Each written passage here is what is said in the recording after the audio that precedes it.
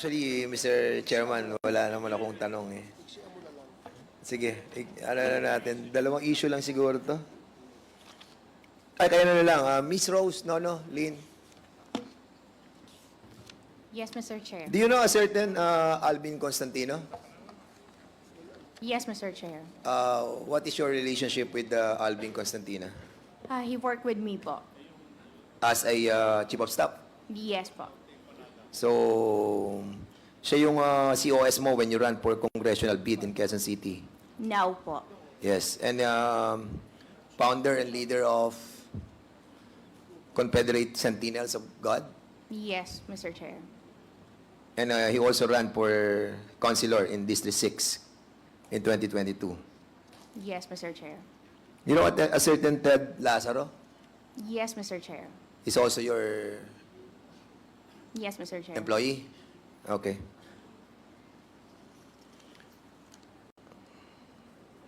Yung bang pangalan ng asawa mo is Sean Wei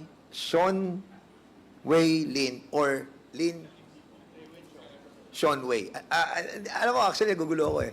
Anong pangalan talaga? Mr. Chair, yung last name po is Lin. Lin. Ang first name po niya is Wishong. Wishong. Yes po. Okay, so kanina sinasabi mo, hindi siya Alan Lim, correct? Yes po, Mr. Okay. Chair. So, Wishong Lin. So, Yes, tawag mo Mr. sa kanya Chair. pag nasa bahay is Wishong. May tawagan po kasi kami. So, hindi. I mean, pag tinatawag mo siya ng pangalan niya, anong tinatawag mo sa kanya? Wi o Shong? Wishong po talaga. So, ganun. So, kasi Pilipino tayo, di ba? Usually, kapag tayo, Pilipino, sometimes we tend to call our husband or our wife, di ba, in a Filipino name. Yeah, really, di ba? Kasi Pilipino tayo eh. Alam mo, tawagan mong Wishong. Well, anyway, sa inyo yun. So, hindi siya talaga si Alan Lim. No po, Mr. Alright. Chair. So, yun nangyari dun sa 2002 ba yun? Yung sa Cavite? Hindi si, ano yun? Hindi si Wei Sean Lin. Hindi. Hindi po si Lin Wishong po. Yeah, according to you, di ba? Hindi siya. Okay. So, dun sa pagdating naman po sa negosyo nyo, kaya kayo nagkaroon ng maraming pera is because of the POGO, correct? Mr. Chair, Asa- bago pa po may POGO, may pera na po ang asawa ko. Okay. Bago ko po siya nakilala, may pera na po siya. Alright, so meron siya nung Sean Wei technology. Sean Wei Technology po. And one of these Sean Wei technology is to service provider, di ba? Ng mga POGO. Master license po siya. Master license. Opo. So, can you kindly educate me on that field? Mr. Chair, ang involvement ko po sa Sean Wei is again po, sa back office po ako. Yung nag-aayos sa mga papers, Hindi, nagsisito. tinatanong ko, tinatanong ko, yung Sorry po. Sean Wei technology. Yes. Siyempre, meron kayong 22, di ba? You have so many, 32 name of licensing nyo under your, Sean Wei. I think Sean Wei technology is one of those that was given yung mga subs licensee, correct? Tama po, Mr. Chair. At nagbibigay kayo ng service provider ng technology doon sa POGO. Tama? Tama, Mr. Chair. Okay. And one of those that you have given your services is yung Oroon Incorporated sa Cagayan de Oro. Oro 1 po, Mr. Oro Chair. 1, yeah. Opo. And that is owned by Tony Yang. Corporation po yun eh. Yes, Wala namang pangalan pero po ni Tony si Yang Tony Yang, doon. Tony Yang, maestrado, di ba? Pakikita namin dokumento, kaso ang dami pa namin kakalkalin dito. But we know that Tony Yang owns etong Oro 1 Incorporated sa Cagayan de Oro. Ito yung ni-raid eh. Cagayan de Oro. Tama? po. Oh, yes, okay. Pero I don't know po kung na-raid po sila. Na-raid sila, nasa news. Hindi ka nagbabasa? Start po no. When was that, yung sa Porac, when this was raided by PAOK TF and the DILG, were you aware of this raid in the POGO in Porac? Mr. Chair, nalaman ko lang po yun through news. Do you have an interest in POGO doon sa Porac? No, Mr. Chair. Are you sure? Yes, Mr. Chair. Were there a time that you have asked your COS, Alvin Constantino, na tulungan ka na ilabas yung mga gamit sa Porac? No, Mr. Chair. Wala Was po there- kaming business sa Porac Was po. there no communication between you No, and Mr. Alvin Chair. Constantino No, Mr. Chair. that you are asking him to find someone from the PNP to help you in order to release all your things, documents, and pertaining to assets in the Porac, Pampanga? No, Mr. Chair. Are you sure? Yes, Mr. Chair. Sige, I want to show you something. Can you show me figure 1, please? Ayan. Alvin, sino pwedeng tawagan sa Porac? Last time na binigay mo, okay naman. Pero this time, mga need namin kaming ilalabas. Hahanap po ako, ma'am. Then update ko po kayo. And that's Alvin Constantino. And magkano or kami na mag-uusap? Need ko ibang number. Pagpapakausap mo ako. Paggawa kay Ted. Di ba you remember Ted and Alvin? Correct? Yes, Mr. Chair. Mr. Copy, Chair. ma'am. Wait. I'm not done yet. I'm I'll sorry, give you Mr. time. Chair. Okay. Punta tayo sa figure 2. O, ito naman, kausap mo. Ma'am, can I have additional funds for me to be able to file a case? Alvin, gamitin mo na lahat ng connections mo. Busy kami. Yung negosyo namin sa Palawan, kailangan namin gawa ng paraan. Yung sa Clark, yung pinuntahan natin, inaayos na rin namin kasi may tip na ayon sa ang next na pupuntahan. Just call me. Anong need? Magkasama naman tayo mamaya. Figure 3. O, you texted him. Any update? Ma'am, hinintay ko po yung regional director ng Region 3. Sige, ASAP. Si General Rodel Bula, paasap ng number sa Viber at para sa staff ko muna. Tatawag sa kanya. Copy, ma'am. Hanapin ko lang po. Contact number. Send ko sa iyo. And then lastly,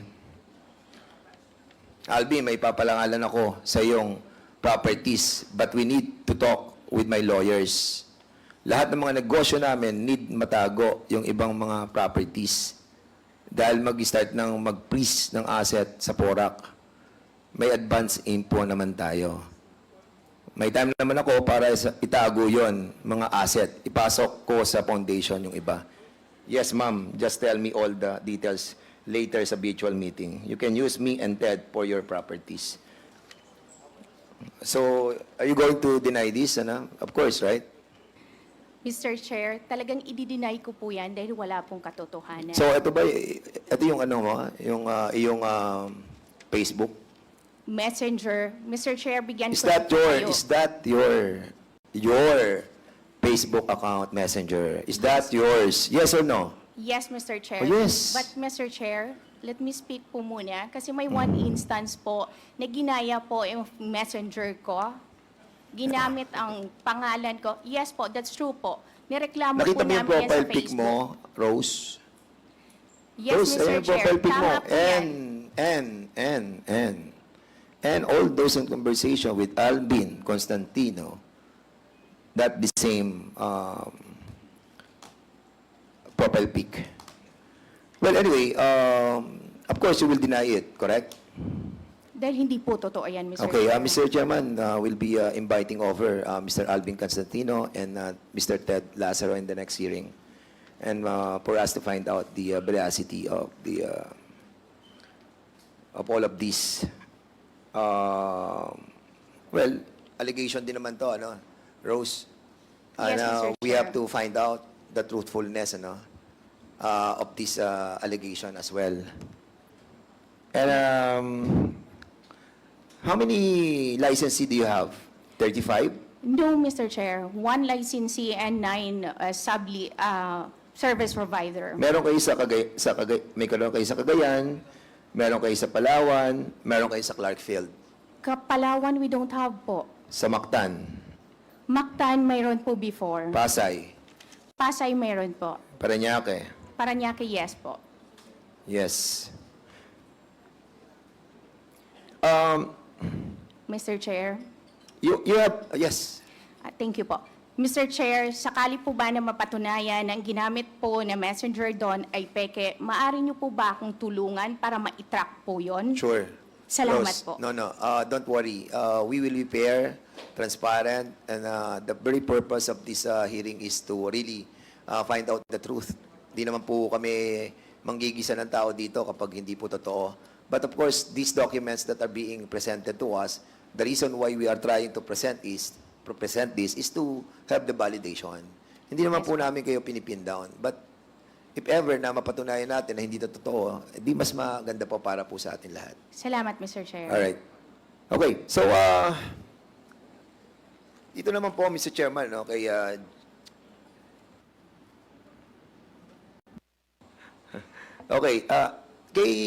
Commissioner Paldon, kanina pa si Commissioner,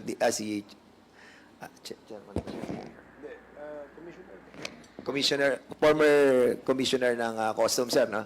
Yes, Mr. Chair. Okay. Sir, kasi kanina, si Congressman Luistro, we're asking si Mr. Jimmy Guban about yung how it works doon sa custom. Can you kindly tell us, no? Kasi basically, meron naman kaming konting alam din, ano? Kapag nagdadak na po yung mga vessel. Kasi, Mr. Chairman, I really wanted to find out, no? Kung saan ang pinaguhugutan ng mga custom.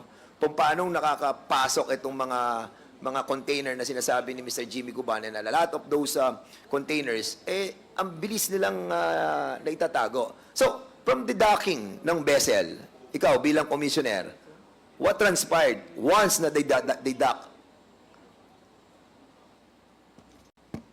Sir, Mr. Chair, unang-una, since 2017, 5 commissioners has already succeeded me.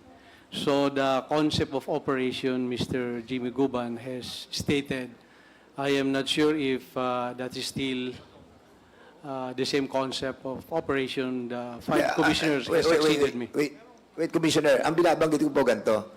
Once na yung cargo, dumating na po yung vessel. Dumating yung ship, andun yung cargo. Di ba? Parang aeroplano, pag may cargo ka, pagbaba doon, di ba? Unang-unang papasok sa aeroplano o kaya sa barko, syempre, yung quarantine, di ba? Pasok yung quarantine, doctor, tingnan nila. Pag wala, pasok na kayo mga custom, yung mga Recording stopped. immigration, tapos yung mga custom inspector, tapos tinitingnan na nila yung mga sequencing ng mga kargong ilalabas. Kasi meron yung discharge ng mga cargo. So what happened? Kasi dito po natin makikita yung mga kargong inilalabas para makita natin, pag dadali sa warehouse, ano na nangyari? Doon nagkakaroon yung maraming sinasabi ni Jimmy Guban na nagkakabayaran di ba? Nagkakaroon ng proteksyon doon sa paglalabas ng cargo from the ship papunta sa warehouse. Ang tanong ko, since na doon na yung custom sa loob ng barko, halimbawa ilalabas, paano magko-commence yung operation on trying to get out all those cargos? Being the commissioner, Sir, yung binabanggit niyang iba, nadatnan ko na yun doon, yung, let's say, yung green lane. Bago ka mapunta sa green lane, there's a vetting process. Ito yung sinasabi niya mga international cargos na, ano sila, yung napatunayan na silang mga honest na traders, sila yung nandun sa green lane. Kasi if you need to inspect every cargo, magtatagal po yun, magkakaroon po tayo ng congestion sa pier. So ang ginagawa doon, ina-identify yung na-establish ng matitinong importers, sila yung napupunta sa green lane. May binanggit siyang red, at saka meron siyang binanggit na RMO, yung Risk Management Office, they're the ones managing the predetermination of these cargoes to be flagged para buksan siya. Kasi you cannot open all the cargoes So yung napunta sa green lane, yun na yung hindi nabubuksan. Yung na-flag ng Risk Management Office na red, ito yung mandatory na inspectin.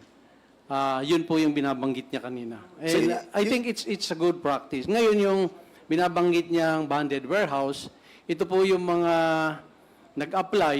Ang nag-approve po nito is up to the Secretary of Finance, na ito yung mga dinadala yung imported raw materials, they process it dun sa banded warehouse and send it back abroad. Ito yung mga walang tariff. I think there's a law that covers that. Usually nasa PESA po yun, PESA zones. Yun yung sinasabi niyang banded warehouses. di ba, Commissioner, meron niyang tinatawag na manifestation, di ba?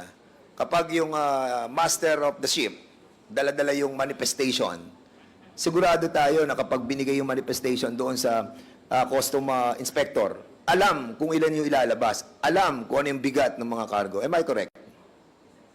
Meron po talagang pre-shipment na documents.